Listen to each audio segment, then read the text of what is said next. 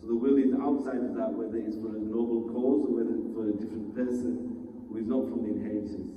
After that 1/3 is given, that's why the verse is mentioned in Ba'di Wasiyya, and with the different wordings after that.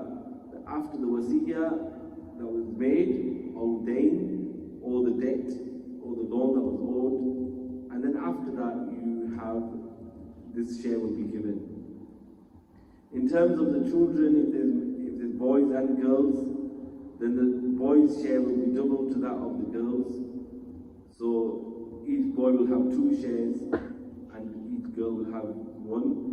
And that share will be whatever is remaining after what is given as fixed shares. For example, if the parents are there, they're given a 6th each, whatever is remaining will be given to the children. This is just a small glimpse of this discussion, and as we have limited time to go over some other verses as well, I will stick to this. And of course, you need an entire course, an entire discussion to understand the rulings of inheritance in detail. Amongst the verses also are the verses which explain the muharramat, meaning those women who it is impermissible to marry, and from that it is established that the male would be a mahram for these women. So they are listed in the last verse of Juz 4, and going on to the 5th Juz, but the entire list of those relatives is in the last verse of Juz 4, in terms of who are those women for whom you would be a mahram. Amongst the verses also the verses pertaining to and reminding of dealings and how it is not permissible to consume wealth of another through falsehood, except that it be, meaning that it's not based on falsehood. If it is a business transaction that is based upon taradi, both sides being pleased with each other, then that is permissible. And in the same way is the verse pertaining to the males having responsibility over the women due to the way Allah subhanahu wa ta'ala has granted blessings to some over others. And this does not mean and does not negate that or make the women's status inferior, but rather it is the way that Allah subhanahu wa ta'ala has created mankind. Otherwise, the verses that are to come to in our recitation as well include, and what we recited today include, that those men and women who do good deeds, then for them is Jannah. So a man who does good deeds or a woman who does good deeds, it's not that their reward will be any different. And inshallah ta'ala, as we move ahead with the tafasir, we'll discuss this further. There's also the reminder of avoiding shirk, and how shirk is the worst of sins, and that Allah subhanahu wa ta'ala will forgive. إِنَّ اللَّهَ لَا يَغْفِرُ وَيُشْرَكُ بِهِ وَيَغْفِرُ مَا دُونَ ذَلِكَ لِمَن يَشَاءُ. Indeed, Allah will forgive anything besides shirk, meaning anything besides kufr and shirk. But it is important to remember that accusing another of shirk, what is it? What is its what does it imply? If a person describes another person as a mushrik, then he's not only describing it as a kafir, but the worst type of kafir. And it's impossible to gather shirk and tawheed in one. It's impossible to gather shirk and belief in one person and one being. And amongst the verses also is the verse that, O you who believe, obey Allah and His Rasul and those who have commanded amongst you. And if you have a dispute about anything, then return to Allah and His Rasul sallallahu alayhi wa sallam, if you believe in Allah and the Day of Judgment. Also, that when one of them, Allah subhanahu wa ta'ala has sent the messenger for a reason, that he sallallahu alayhi wa sallam be obeyed through the command of Allah subhanahu wa ta'ala.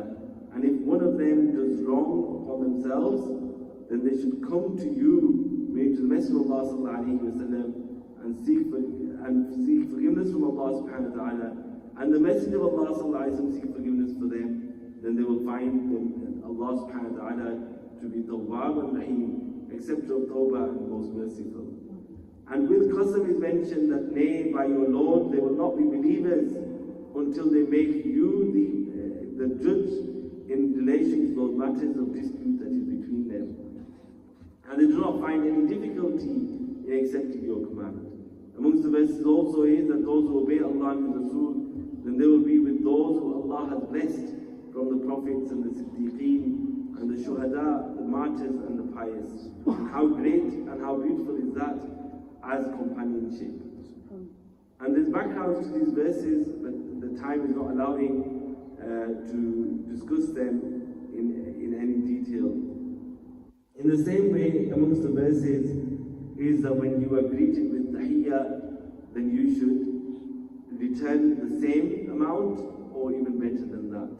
Meaning if somebody says Assalamu alaikum to you, then at least you should say wa alaikum assalam back, or even better than that by saying wa alaikum assalam wa rahmatullah, or even better than that by adding wa barakatuh.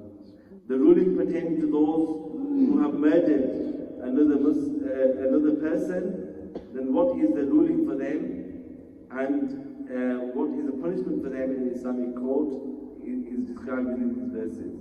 And in the same way, what would happen if somebody killed another mistakenly, then what would be the punishment for that in Islamic court is described. And going further is the hukum pertaining to the salah of a musafir, that the one who's traveling, shortening the fard salah, and that is found within these verses as well. And then also the salatul khawf, that during a battle, how would salah be performed? And that too with jama'ah, even in the battlefield, the salah is being performed with jama'ah. And what would be the methodology of that in terms of the first group performing the salah behind the imam, and then going, and the second group coming and performing salah with the imam, and then how they would make up the salah is based upon these verses. And then amongst the last verses that were recited today is a description of the hypocrites and their salah. That when they stand for salah, they stand lazily. They show the people, and they do not remember Allah subhanahu wa ta'ala but little. And their state is that they are lost in between, neither here nor there. And their state is that, and their position in Jahannam is that they have the lowest place in the fire of hell. We ask Allah subhanahu wa ta'ala to protect us from nifaq, and Allah subhanahu wa ta'ala protect us from His punishment, and Allah grant us the nur of the understanding of the Quran. Allahumma salli wa sallim wa barik ala Sayyidina Muhammad wa ala alihi wa ashabihi bi'adad ma fi jami'il Qur'an harfan harfa, bi'adad kulli harfin harfan harfa, wa sallallahu ala Muhammad wa alihi wa sahbihi.